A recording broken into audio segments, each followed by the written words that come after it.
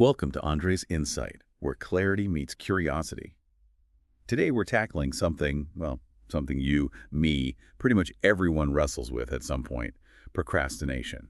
You shared some really interesting material digging into why we put things off and maybe more importantly, how we can actually, get things done. Our mission to sort of unpack these insights, turn them into practical steps so you can understand what's going on in your own head and feel more in control, more clarity, more confidence with your goals. It's a great topic. Yeah. Because it's so easy to just slap the label laziness on it, isn't it? But what the material suggests is, well, it's much more complex. It's often an active choice, like a decision you make. You delay something important, something you're committed to, for something less important, even though you know it's probably going to bite you later. Right, like your present self is making a play against your future self. Exactly. It's that battle for fleeting comfort, maybe. It happens so fast. Totally. It's that moment where you know you should start that big report, but suddenly, I don't know, alphabetizing your spices feels absolutely critical. And the stuff you sent really drives home that this is, well, it's universal. We all do it. The real issue starts when it becomes a habit, right? When it's constantly throwing a wrench into your work or school. Or even just your general well-being. It leads to that awful mix of frustration, stress, anxiety. Yeah, that lovely cocktail. And some of the material framed it as, interestingly, a kind of stress relief, almost like a coping mechanism. When a task feels huge, overwhelming, your brain might just see pushing it away as the easiest option in the moment. Even though logically you know it's just piling up the pressure for later. Precisely. Short-term gain, long-term pain, potentially. Okay, let's dig into this why a bit more then. You mentioned the present self versus future self. That idea came up a lot. Can you unpack that? Sure. So we make these plans, right? We set goals. That's our future self talking. That's the version of us that values the long-term rewards, the achievements, the good outcomes.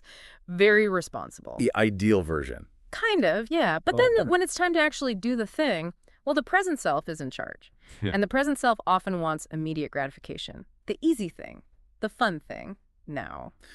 So like future self wants to save money for a down payment, but present self sees a flash sale online. Exactly that. And procrastination is often the present self winning that little internal conflict. That's a really clear way to put it. A mismatch in priorities between now and later. Yeah. Okay, another big theme was fear.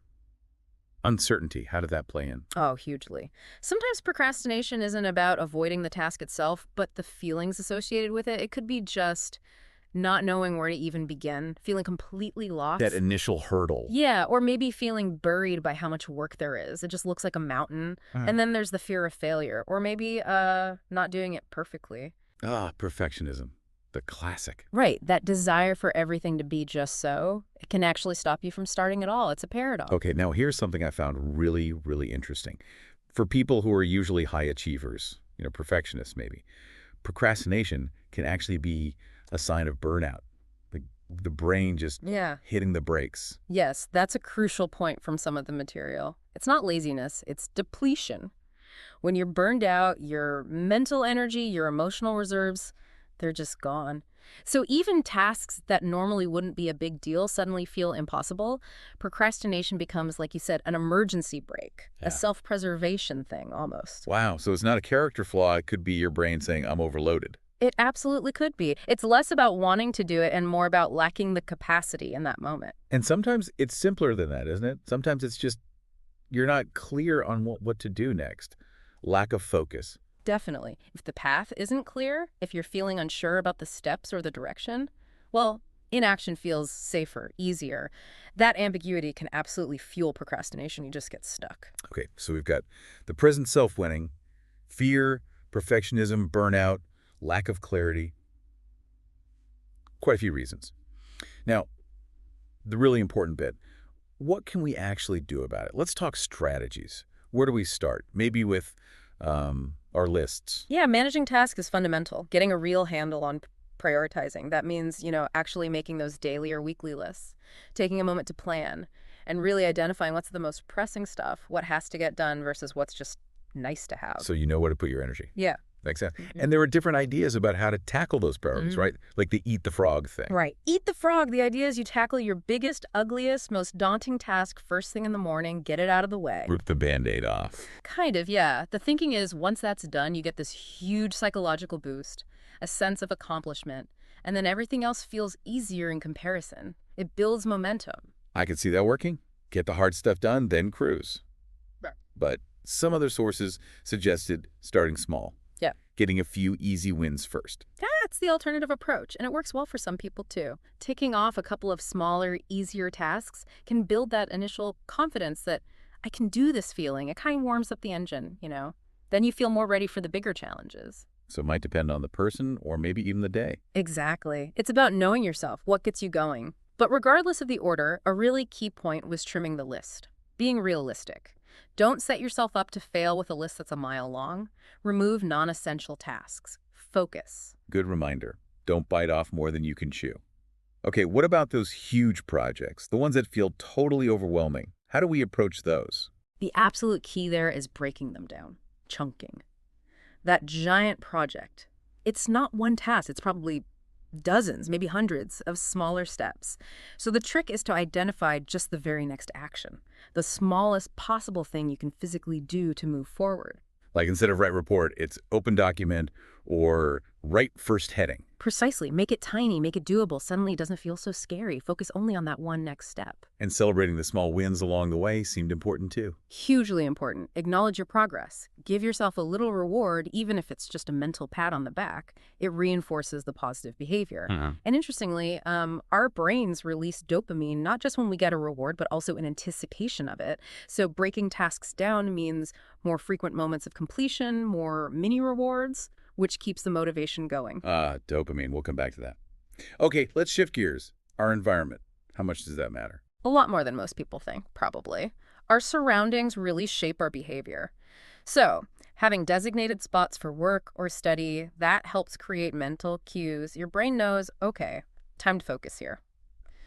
Definitely try not to mix work and relaxation zones. Working from bed, probably not the best idea for most people. Guilty. Okay, so dedicated spaces. What else? Minimizing distractions. This is huge in the digital age. Turn off notifications. Seriously, put the phone in another room if you have to. Use website blockers. Disconnect the internet if the task doesn't need it. You have to unplug to plug in sometimes. Creating an environment where the temptation is just gone. Exactly. Make the desired behavior focusing the easiest option. Remove the friction for good habits, add friction for bad ones. Right. Okay, what about the internal stuff, that voice in our head? How do we change our thinking? Well, one simple trick is just interrupting the thought pattern. When you feel the urge to put something off, try saying firmly, do it now. It sounds basic, but it can jolt you out of that habitual response. Another thing is consciously shifting your focus.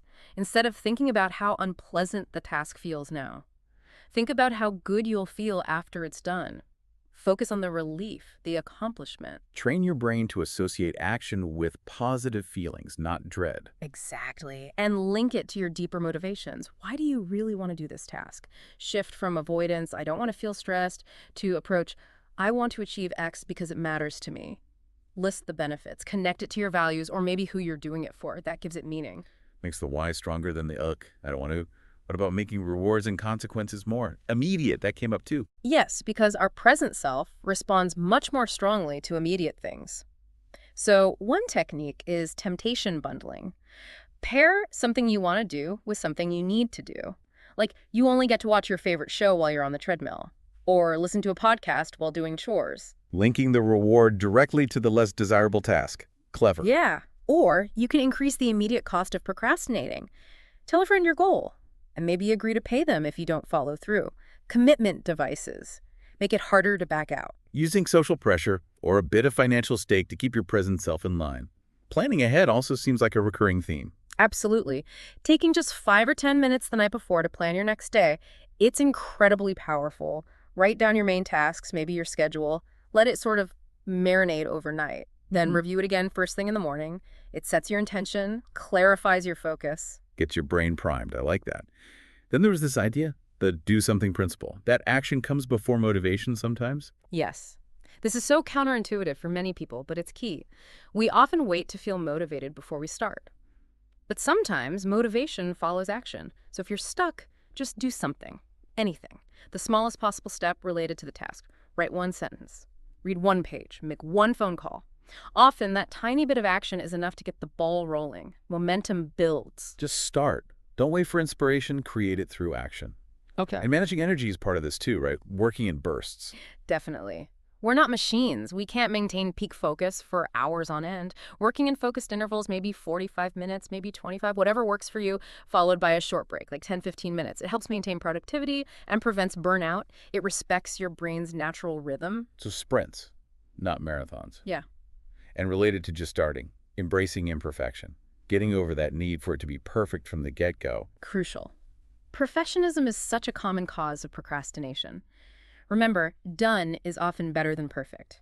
Getting something down, even if it's rough, is infinitely better than getting nothing done because you're waiting for perfection. Just make a start. You can always refine it later. And that 5-second rule, how does that fit in? Yeah, the 5-second rule. It's a technique to override hesitation. The moment you have the instinct to act on a goal or you feel that urge to procrastinate instead, you count down. 5, 4, 3, 2, 1, and then you physically move. You just start the task. It interrupts that habit loop in your brain before it takes hold. Even 5 minutes of work can break the inertia. A simple trick to just launch yourself into action. Okay, finally, let's touch on dopamine again. That chemical messenger. How does understanding its role help? Well, dopamine is deeply involved in motivation, goal setting, the drive to pursue things.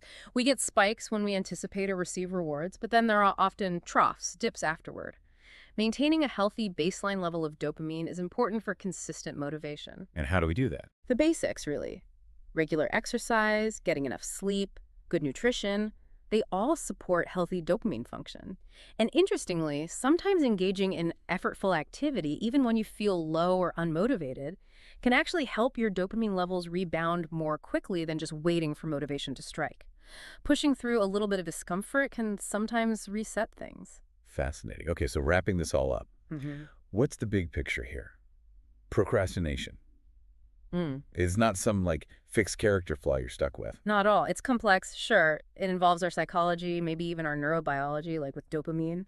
But it's absolutely manageable. It's a pattern we can change. And the way to change it is by understanding why we do it, those fears that present self-bias, burnout, and then actively using these strategies we talked about, prioritizing, breaking things down, Managing your environment, changing your self-talk, connecting to your values. temptation bundling, planning ahead, the 5-second rule. All of these tools help you take more intentional control. They empower you to move forward on your goals. So for everyone listening, maybe think about one small thing, just one tiny step you can take right now based on what we've discussed, something you've been putting off. What's the absolute smallest action you could take today? Because remember, even that tiny action can shift your momentum. It can be the start of breaking that cycle. Yeah. We really hope you'll explore these ideas more, see what resonates with you, what fits your own situation, what stood out, what maybe sparked a question. Is definitely just the start of the conversation for you. And maybe here's a final thought to chew on. If procrastination is often about avoiding some kind of discomfort, what's one small, manageable discomfort you could choose to face today that might actually lead to greater comfort or pride or accomplishment down the road? Something to think about.